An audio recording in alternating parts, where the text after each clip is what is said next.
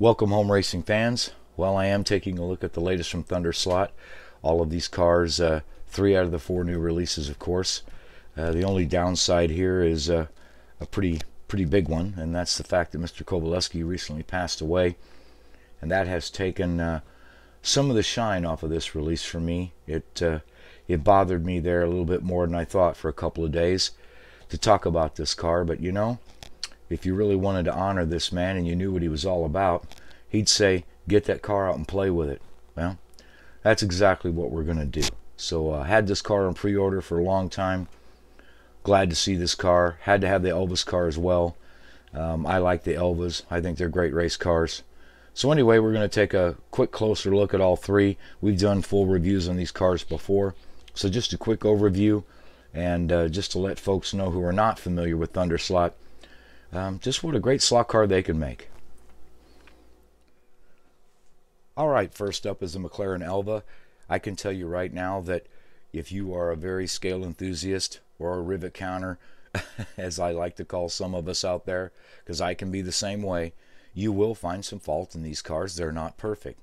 However, on the other side, I can tell you they're close enough to me. Yes, Thunderslot takes some liberties here and there. I don't know a slot car company that doesn't do that.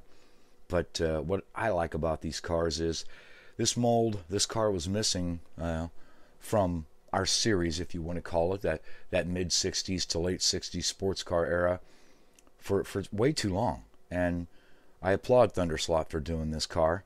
Not just the Elvis car, but the mold itself.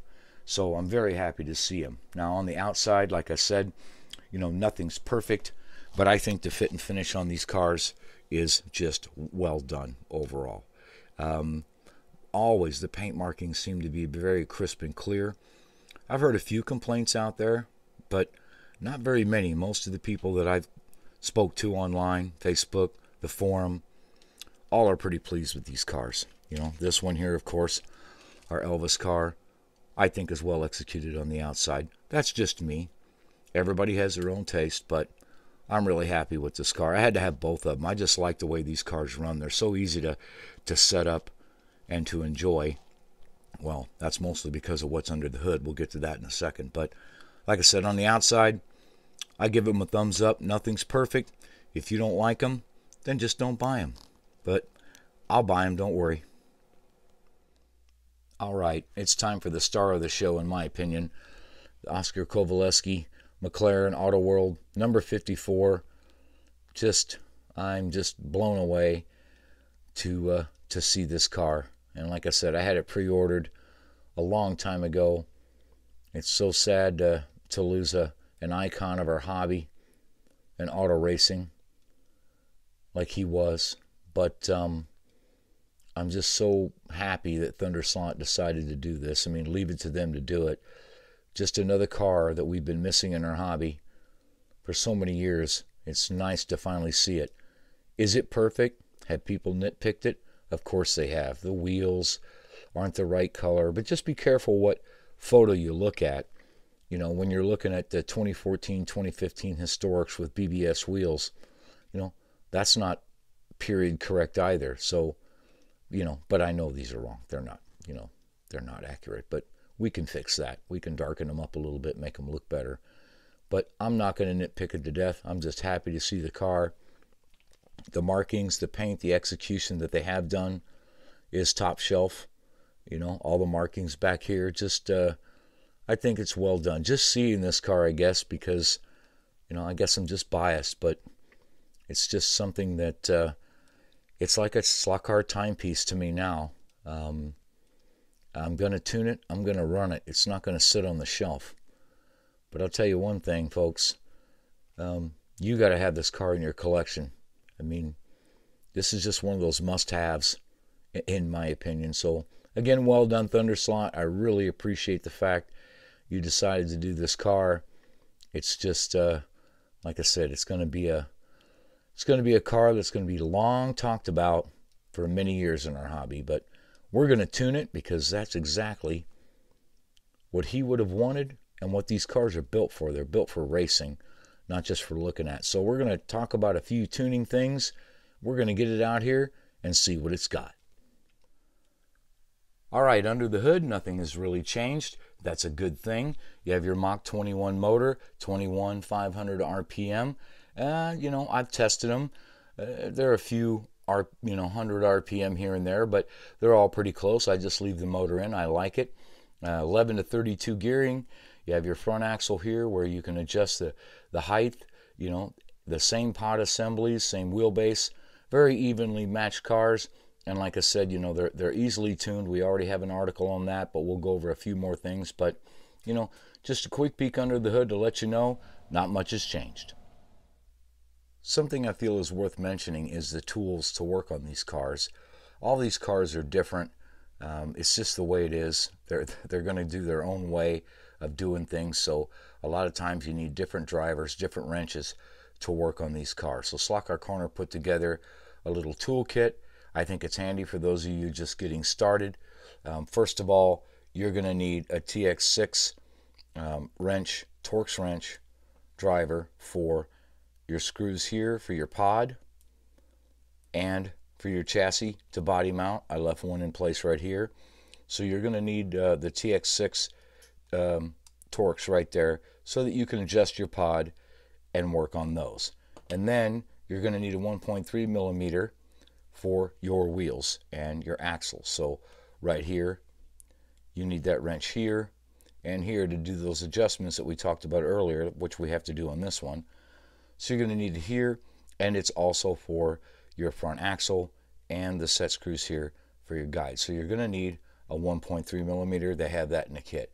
And then finally, you're going to need a Phillips screwdriver for the screws on the motor. So in case you ever want to change the motor out, you're just going to need a Phillips, which you probably already have, but just in case, they put that in there.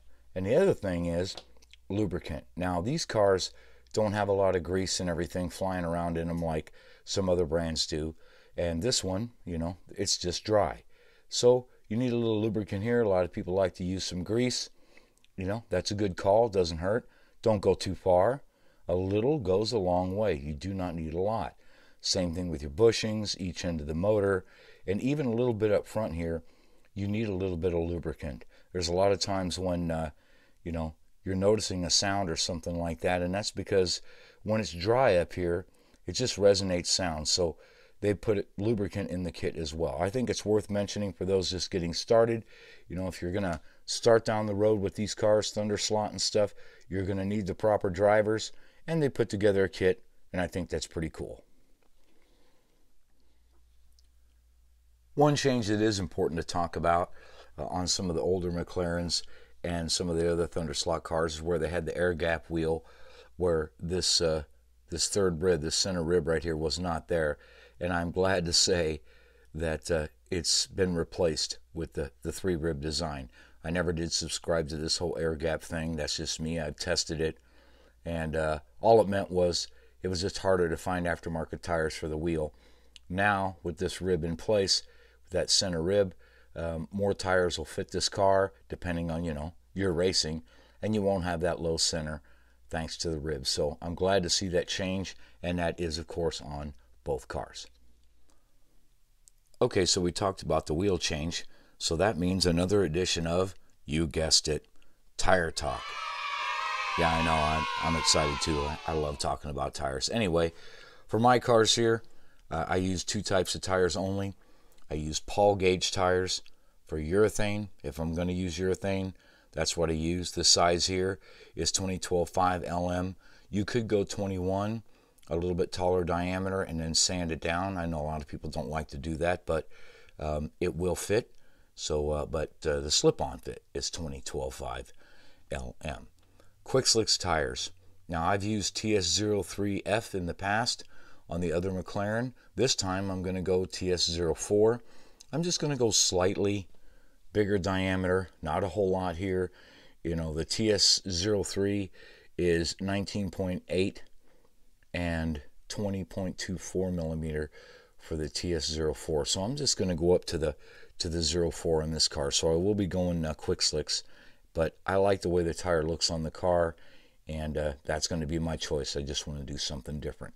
Now, we're going to talk a little bit about fitment here with this gear, with this pinion gear.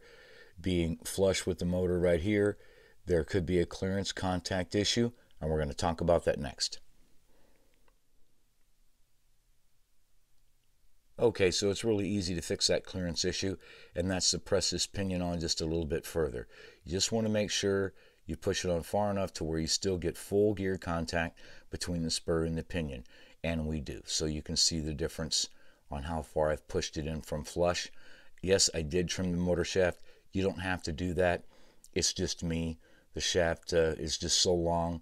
It's unnecessary, and I trim it away. So if you look at this one compared to the stock, you'll notice how far I pressed it on. Not a lot. Basically, the pinion was flush with the motor shaft, and here we just pushed it on a little bit, and now we have clearance. We have no problem. That's what I've done with all my cars. Now, you can replace this pinion. A lot of racers do. They go brass. They even change the spur gears. I'm just leaving the gears stock for now. I haven't had any failures. Now we're going to talk about one more thing back here on the rear axle. It's not a requirement, but it's just something that you might want to do. Like I said, it's not a requirement. These bushings fit pretty well inside the rear bulkhead. Actually, very impressive fit. But sometimes I've noticed on a couple cars where it slightly turns just a little bit inside the bulkhead, and we don't want that. We don't want that spinning and wearing out the inside of the bulkhead. That's not good. So I like to use a little adhesive, and when I mean little, I mean very little. So I'll show you how we do that. So for this application, you'll notice there's not a whole lot of room here, okay? And this is a single flange bushing. It has to press in place. You don't want to use a lot of heavy glue in here to interfere with the fitment. So I know people like shoe goo, different silicones, but for this application, I'm going to use clear nail polish. It just does the trick. Now, before you do that, you want to make sure you have your axle in place, just kind of like this, when you do each side, and you want to oil the inside here, just in case you get any adhesive dripping out onto the axle and bushing. And that's another thing. You'll notice there's no super glue here. This isn't a super glue area to me. I like something that gives me time for fitment. We want to keep this axle in place. You know, we want to just let it dry. I'm not that impatient. You know, I've got time to let it dry. So just a very light drop, and I mean very light. You don't need a whole lot. I use a toothpick. I mean that's just it. Just a slight glaze there. I mean, that's all it really needs. Then you push it back in. It's in there. Now you can take your axle out, go to the other side, do the same thing. Okay, another step you might want to perform, and that is gluing and truing your front tires to get them as round as possible. And at the same time, what you're doing when you glue that is you're also making sure that this insert doesn't pop out. Sometimes these Thunderslot inserts, they just like to come out and they just need a little bit of adhesive. And once again, I'm using simple nail polish. So you can just take your toothpick, go in here, you can just add a little bit of adhesive right there, and then I'm going to take it again, just a little bit. I can put it on this and I can just spin it, and I'll just give it a very light coat all the way around. See here? Just getting in there to make sure that tire stays glued. And now I can slip on the tire. Alright, so I've got a nice little coating around the wheel here and inside the holes to help hold the insert, although if you coat the wheel, it'll soak in there anyway. But now you just got your tire, you put it on, it's just going to slip right on. So you don't have to be in a hurry because nail polish takes a while to dry, and that's why I like using it. So now once you've done that, both sides, you roll it like this, and the best thing to do is just roll it just like that. Make sure those tires are fully seated on the wheel, and you can pick it up, check it, make sure they're true, that they're straight. Now when this dries, we can take it over to the tire raiser and give it a truing. Okay, we've covered this in the past, but it's worth mentioning again. When you're sanding these fronts or the rears, if you're keeping the stock, but with the fronts on these Thunderslot cars. The key is low and slow. Low voltage, slow rotation. You want to try to prevent to heat these tires up the best you can. You still are going to, but you don't want to heat them up too much. Then they start crumbling up or clumping up, as we call it, and you know, they'll just come out in big chunks. It looks pretty bad. Low and slow. I can go usually 3 to 4 volts, and that is pretty slow. And then I usually have a Q-tip with some water, and I'll drag that water across the tire, put a little bit down here on the sandpaper, and to help keep it cool. And then I just do multiple passes. I'll do a little bit, then I'll let it cool down, then I'll bring it back, and I use that. Now in this case, this is 1200 grit sandpaper that I've cut and stuck on my block. So very fine grit, low voltage, slow rotation to try to keep them cool. Alright, so I've finished. This is definitely a process. It just takes a lot of time. I've been doing this for about 45 minutes. You know, it's a lot easier to get zero grip tires, but I'm working with what we have. And you'll notice that there's still some tread pattern visible. That doesn't bother me. Some people like to go all the way down to slicks, you know, and that's fine. I'm just trying to get round and true, and that's about as far as I need to go. Now, no matter what you do, low and slow, these tires end up being pretty tacky. So a lot of people like to buff them out a little bit using different chemicals. I'm using a little bit of just regular mineral spirits and a microfiber cloth, and I'll just soak that in my cloth. Then I can turn the power on. This is about 7 volts, still low and slow, and I just space the tires, buff them out a little bit. It kind of helps remove the tackiness, polishes them a little bit. And you can keep going with this much as you think you need. But basically, I just keep going like that. Of course, you know, now they'll dry and everything. And they'll become, you know, nice and slick. Like I said, it's almost like a polish. It helps remove a lot of that tackiness, cleans them up. Any of the leftover crumblies, as we call them. And now I'll be able to coat them. So as far as coating them to make a zero grip, everybody's got their own method. Some people like fingernail polish, some people like paint. I like just using Mop and Glow or Pledge Floor Shine, as you can see here. And I just use a little bit on a Q-tip. You notice I have this set. This is right around 2 volts. Very, very slow. We'll zoom in here. Very, very slow going. I have a little bit on my Q-tip. Just draw it across the tires. Give them a good coat. Now, I'll sit there and I'll let that run for probably about 10 minutes or so to make sure they're dry. And I'll probably give them 2 more coats. And we'll have a pretty good zero grip tire. Okay, well, here's 2 of our chassis. You have one M6, one of the Elvas. The third Elva, I'm leaving it because I've ordered some different parts for it, and we're going to experiment with those. So when those come in, we'll get back to it. But basically, here we are, almost identical setups. You can notice that I've added and changed a little bit of weight here and there, just to start things off to experiment with. One car has got the TS03s, quick slick silicone. The other one has TS04s. Again, we're just trying a few different things. The front axle's all been set up, shimmed and everything, following the first video series we did with the Sunoco car. All that's done. But basically, this is a lot I've learned from, you know, a lot of really good racers out there, just putting it into application. So now it's time to button these things up. Oh, there's one more thing. Remember, if you haven't lubricated, lubricate the car. So anyway, now we're going to button this thing up, and we're going to see what these things got. All right, first up is our Elvis car. It's time to rock and roll.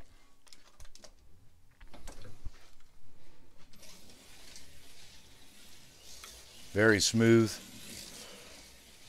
Just exactly how I expected it to be.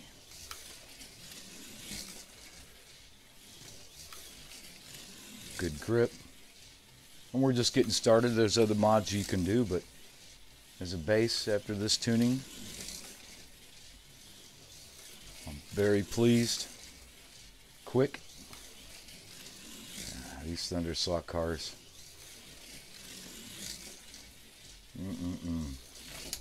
Oh, had to spin out. Anyway, time to move on. So I've been practicing, but I just did a quick 10-lapper. Best lap 3.558.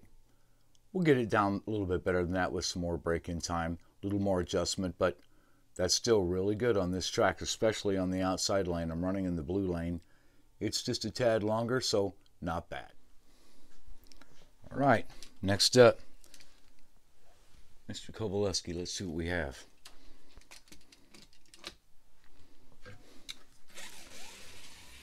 Oh yeah, very, very close, like a lot of them are. This one has just a little bit more weight, but not a lot. And remember, there's a difference. TS04s, TS03 in quick slick sizes, just to mix it up a little bit. Certainly not anything drastic. Oh, and there we go. Leave it to me. So let's go see what we got. All right, 3.414 best lap. So I knew we could do better than that. So it's time to go back to work on the Elva. But that's just the fun of it, just to see what you can do. A little test and tune, add, take away lead. Maybe put some tape down there underneath there to dampen the action. Who knows what I'll need to do, but I'll get it straightened out. And there you have it. You're not going to hear any complaints from me. I'm just excited to see these cars, and tuning them and working on them is half the fun. And that, you know, cars like this from Thunderslot, NSR, Slot It, Sideways, you know, they were made for us to tinker with. That's what they're made for, is the enthusiast to work things out, to tune them, you know, to their best capability for the track they're racing on. So again, tuning is half the fun. Didn't bother me a bit, and I just love the way they run, you know. And the question always comes up, well, they're pricey, are they worth it? I'm like, well, the answer is only you can answer that. If you're wanting some great classic McLarens from the Can-Am era, you want cars like this that'll actually run like this, then yes, they're worth the price of admission. I didn't even blink. I had all three of them on order, so that's entirely up to you. But I have to give Thunderslot again just a big thumbs up and a thank you for making these cars. I just been missing too long. You know, if you look up the history on these cars, there's some great video on all of them out there.